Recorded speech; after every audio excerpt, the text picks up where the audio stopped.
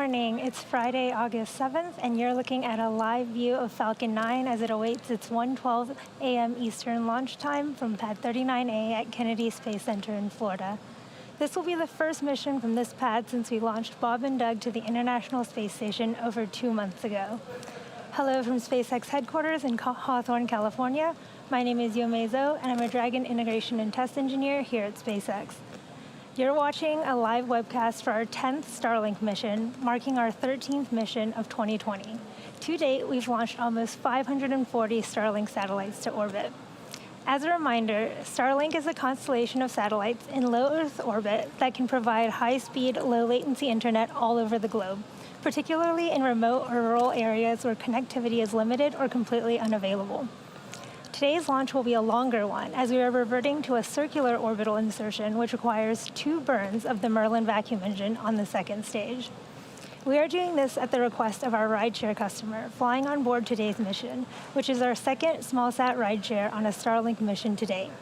There are 2 BlackSky satellites sitting on top of the Starlink stack on behalf of our customer, Spaceflight. BlackSky is a global monitoring company that combines space assets with advanced AI and machine learning analysis to provide customers with a first-to-know advantage.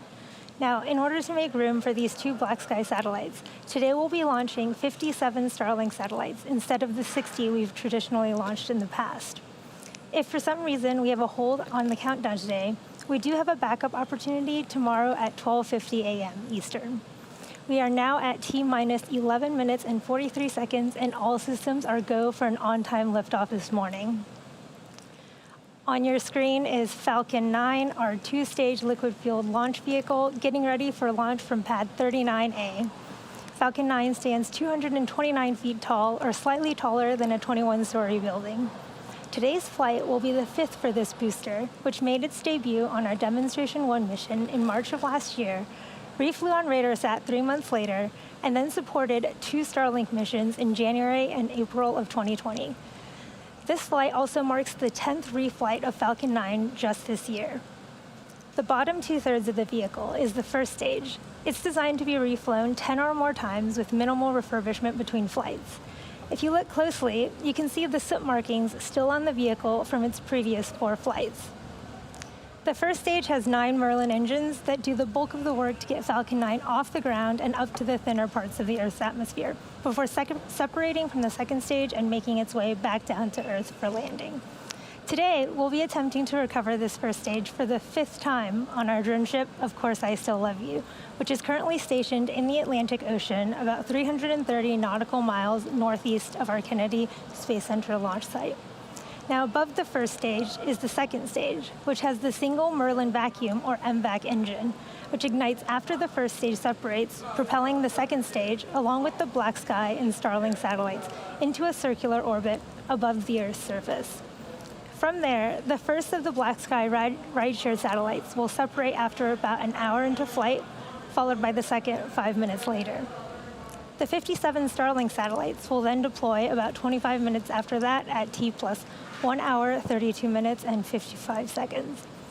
Now, that structure at the very top of the rocket is the 17-foot diameter payload fairing, which safely encloses the stack of 57 Starlink satellites and 2 BlackSky satellites. This fairing protects the satellites from aerothermal heating, aerodynamic loads, and contamination during ascent. Once we reach the vacuum of space, we'll jettison the fairing halves while second stage continues on to orbit. Now, as you can see, the fairing halves that we're using today are a brand new set, and we'll be attempting to recover them using our recovery ships Mystery and Mischief. 2 minutes before the fairings are set to land, the team will decide if conditions are good to make a safe catch attempt. Weather plays a big factor in the decision, as it can impact not only the sea states for the ships, but also the fairing's altitude, position, and speed, which impact how the fairing will fall back to Earth. Good early morning. I'm John Innsbrucker, Falcon 9 Principal Integration Engineer here at SpaceX. Falcon 9 rolled out to the pad with the payload just over 24 hours ago. This is the 3rd time we've rolled out Falcon 9 to the pad, following launch attempts on 26 June and 8 July. Through all of this, Falcon 9 has been trouble-free, as the delays have been weather-related and payload-related. Now, the launch director held the go, no-go poll for propellant loading and launch at T-minus 38 minutes, about half an hour ago. Now, the 7 members of the launch team confirmed they were ready to proceed, and we began propellant loading at T-minus 35 minutes. Now, as a reminder, Falcon 9 is a bipropellant vehicle. That means it uses both a fuel and an oxidizer. Our fuel is rocket-grade kerosene. You'll hear us also refer to it as RP1. And our oxidizer is super-chilled liquid oxygen, also called LOX. Now, currently, the RP1 and LOX are nearly fully loaded on both stages. In fact, fuel is completely loaded. Liquid oxygen will continue to load until the last 2 minutes of the countdown. That will ensure that this densified liquid oxygen is as cold as we can keep it to get the expected performance out of the Merlin engines. We're also loading ultra-cold helium. Similar to the LOX, being very cold, it lets us get the maximum amount into storage vessels on both the first and second stages. Now, we use helium to pressurize Falcon 9's tanks and to help pull the RP1 and the LOX through the Merlin engine turbopumps. Now, to make sure engine startup goes well, we also perform what we call engine chill. We'll ought to hear that in the background in about 20 seconds at T-minus 7 minutes. We begin flowing a small amount of that super chilled LOX into the Merlin engine turbopumps. This helps get them cold and avoid thermal shock to the system when we do the full flow of liquid oxygen through the turbopumps in the last couple of seconds. Stage 1 engine chill has started. And there we've got the confirmation. Stage 1 engine chill has started. In your picture, there's a white structure next to the Falcon 9. That's the strong back portion of the transport erector. This strong back portion provides the liquids, the gases, electrical connections to the second stage, as well as an air conditioning line up to the payload fairing. Now, in about 2 minutes, that strong back will retract slightly from the rocket, about 2 degrees. Then at T0, hydraulics will pull the strong back farther away from the Falcon 9 as it lifts off. Now, on the weather front, the good news is weather's cooperating. We were watching clouds to the west, but the probability of good weather has been increasing, and we should stay go for the last 6 minutes of the countdown. Also, the upper altitude winds are fairly calm for when this vehicle goes supersonic. So right now, the vehicle payloads and range are go for an on-time liftoff just over 6 minutes from now. For those of you who don't know much about the Starlink program, our mission is to bring high-speed, low-latency internet to people all over Earth. Some of the most exciting opportunities for Starlink are rural or remote locations where traditional fiber or cable just isn't practical.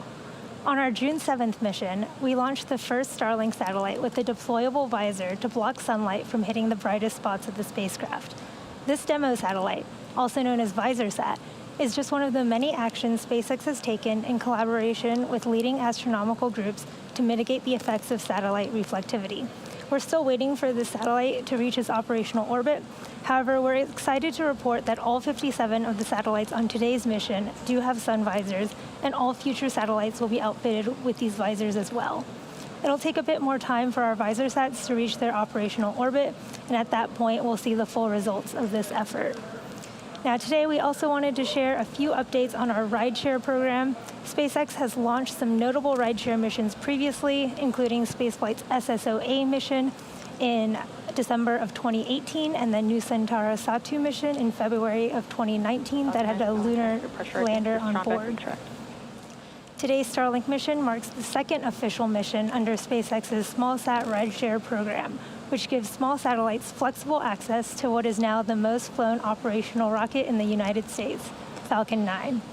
We have over 100 spacecraft slated to fly our rideshare missions, and that number will continue to grow under our multi-launch agreement with today's customer, Spaceflight. Under this agreement, Spaceflight reserves capacity to launch payloads on several SpaceX launches through the end of 2021, and it allows Spaceflight to package multiple payloads onto a single port to reduce costs for their end customer.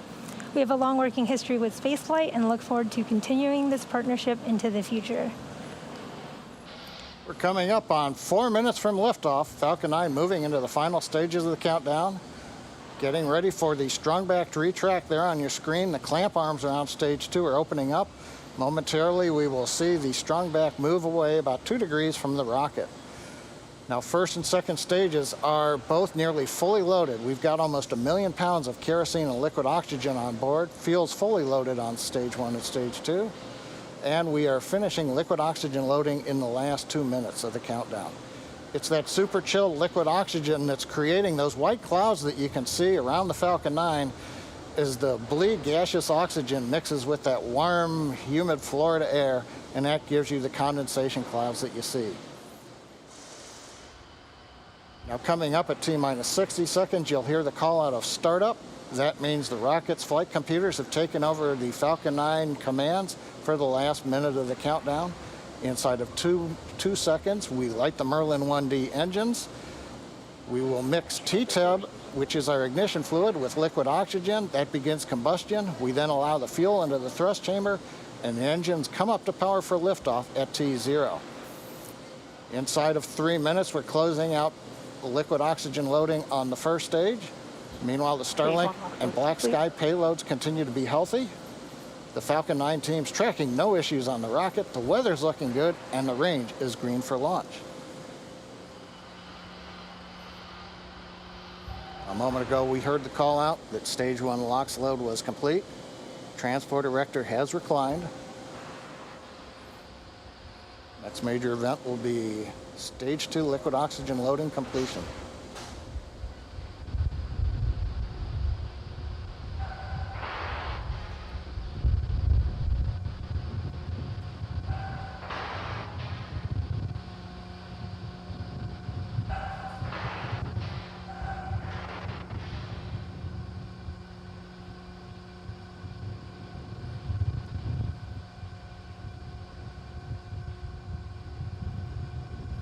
Stage 2 LOX load is complete. We've got Stage 2 liquid oxygen loading complete. That means all propellants are fully loaded on the Falcon 9 first and second stages. The chill-in announcement was telling us that we've had enough time with the liquid oxygen running through the Merlin 1D turbo pumps to get them down to the necessary temperatures to go into the ignition sequence. Currently, you can see a large white cloud coming off of the strongback. That's normal. At this stage, we are now having fully loaded all the propellants. We're bleeding back the liquid oxygen and the fuel out of the system so that we're getting a little bit of venting overboard, and that gives you the large white plume, again, as that warm, humid Florida air mixes with the cold gaseous oxygen to give you the clouds. Falcon 9 is in startup. Call out. Falcon 9's in startup. Flight computers are now running the Falcon 9. We're pressurizing the stages for flight, and we're waiting for the final go. LD, go for launch. With that, the SpaceX launch director has confirmed we're go for launch. So as we come up on T-minus 30 seconds, let's listen to the final countdown and watch as Falcon 9 takes our Starlink satellites and BlackSky satellites to orbit.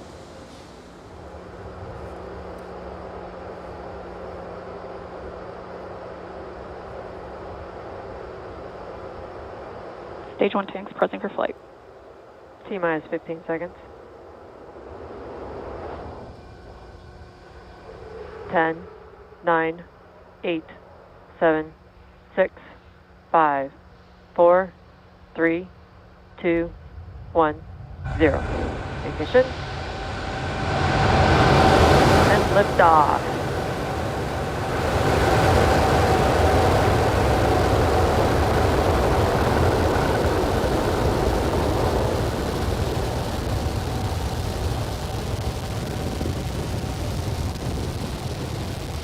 M1D propulsion is nominal.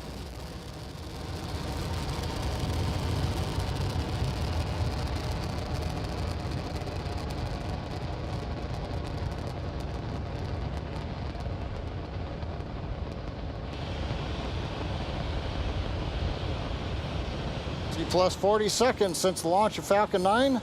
Propulsion is confirmed. Merlin's look nominal. Power and telemetry are confirmed nominal from the avionics engineer. We're throttling down right now on the Merlin 1D engines. Preparing for supersonic and max Q. Mach 1. Got the call out for Mach 1. We have throttled the Merlins back up to full power. Next event will be maximum dynamic pressure. And there we are. We're going through the thickest portion of the atmosphere at the highest speeds. Now, as we continue to accelerate Falcon 9, the air density gets thinner and the loads on the vehicle decrease. A minute 30 seconds, trajectory continues to look good.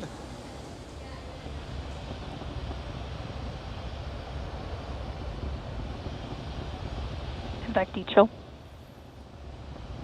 That dechill indicates we're now beginning to bleed a little bit of liquid oxygen through the upper stage engine turbopump to get it ready for ignition, coming up in just about 40 seconds from now.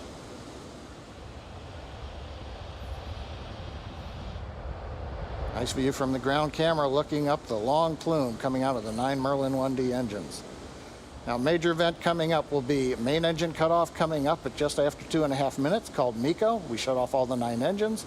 We'll separate the first stage from the second stage, and we will ignite the second stage engine called SES-1, the second stage engine start number 1.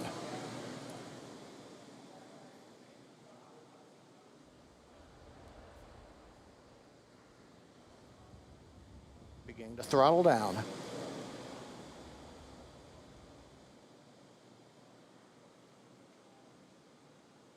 MECO. Stage separation confirmed.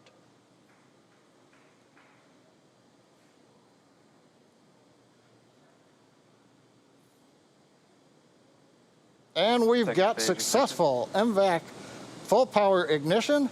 The view on the right shows the MVAC engine, the second stage now taking over, carrying the Starlink and BlackSky satellites to orbit. On the left screen, the first stage is continuing without power to coast to apogee, and you can see the large titanium grid fins beginning to open with the lights of the United States in the background as we slowly head up the eastern coast of America. Now, next coming up will be fairing separation. There's a view of the fairing, and we confirm fairing separation. So the Falcon 9 second stage continues at full power, carrying the Starlink and BlackSky satellites to the first of 2 orbits. The first stage is continuing to coast to apogee, and then it will begin to fall back to Earth, and eventually 2 burns to land on the drone ship in the Atlantic Ocean. The trajectory right now continues to look right down the middle. Everything's looking good on Falcon 9. So as we come up on 4 minutes, we will remind you that we are attempting to catch and recover both fairing halves now that they've separated on our recovery vessels Ms. Tree and Ms. Chief. If we make a successful catch, we'll try to bring you these views live. Otherwise, check our social media accounts for updates. Right now, 4 minutes, 20 seconds of the mission. All is going well.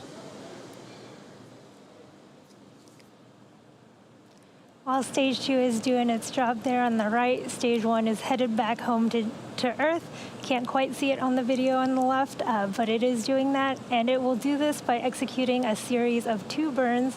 The first burn is the entry burn, where 3 of the 9 M1D engines will light up and slow the stage down as it re-enters the upper part of the Earth's atmosphere.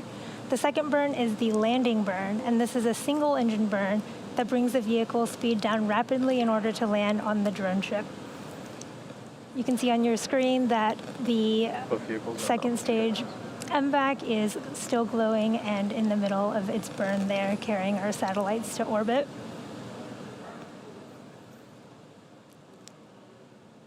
So stage 1 entry burn is going to start in just over a minute here at T plus 6 minutes and 21 seconds. Stage 1 is currently navigating home to Earth using both its grid fins, and that small spurt of light that you saw was a nitrogen burst from the attitude control system, which is nitrogen gas that helps to orient and guide the first stage as it heads home.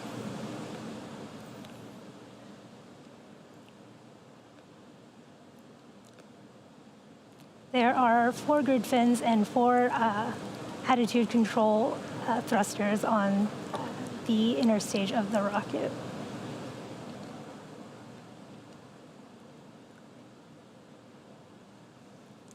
In just about 20 seconds here, we will hear the call out for the start of the stage 1 entry burn. This burn will last 20 seconds. Again, it's a 3-engine burn that will slow the first stage down as it enters the upper parts of the Earth's atmosphere.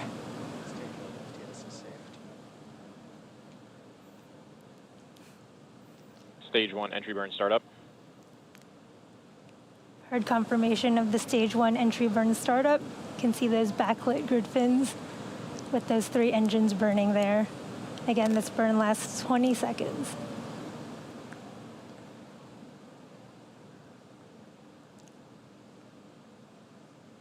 Stage 1 entry burn shutdown. We've had confirmation of successful stage 1 entry burn, and we're about a minute away from our landing burn. The landing burn will start at T plus 8 minutes, and it is also about 20 seconds long. Continue to follow normal trajectories. The landing burn should bring us to our drone ship. Of course, I still love you in the Atlantic Ocean.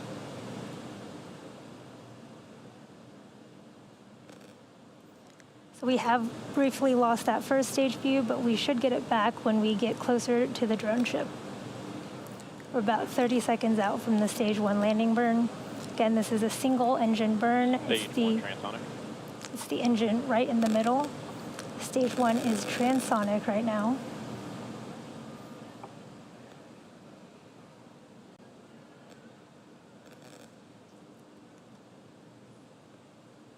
We're about 10 seconds from landing burn start.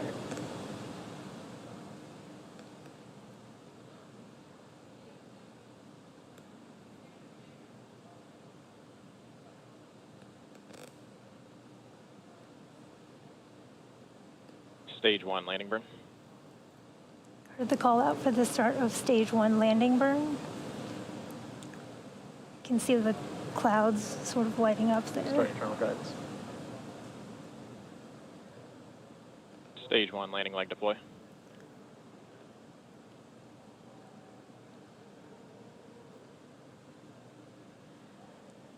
Wow, look at that stage 1 sitting on our drone ship. Of course, I still Stage love 1 you. landing. That was a beautiful view of the stage 1 as it came down there, lighting the clouds up. And in just about 10 seconds here, we'll have second engine cut off there right on your screen.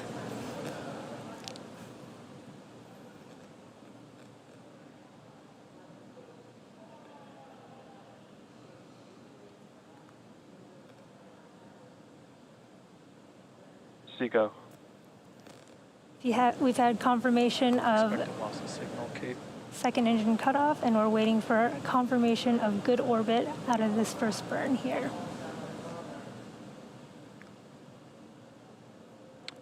Nominal parking orbit insertion. We're in a nominal orbit, and now we're about to enter a coast phase. So we're going to take a quick break, but we're going to leave you with an animation that shows you where we are in the coast. We'll be back at about T plus 46 minutes and 30 seconds for a second stage relight.